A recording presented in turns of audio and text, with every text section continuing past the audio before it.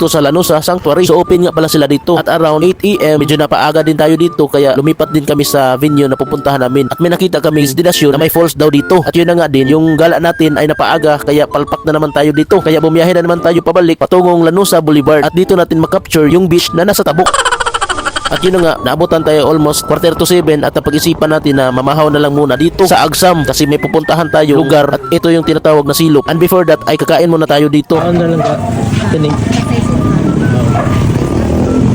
Kaon na lang.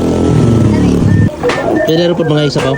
Iba talaga pag si Makoy mag-order ng pagkain. Lahat ng pagkain ay talagang aamuyin niya kahit wala siyang pang-amoy. Sa sobrang dami ng pagpipili ang pagkain ay naglibog ito kung anong kakainin niya. Luwag ra kan. Lami mang luwag.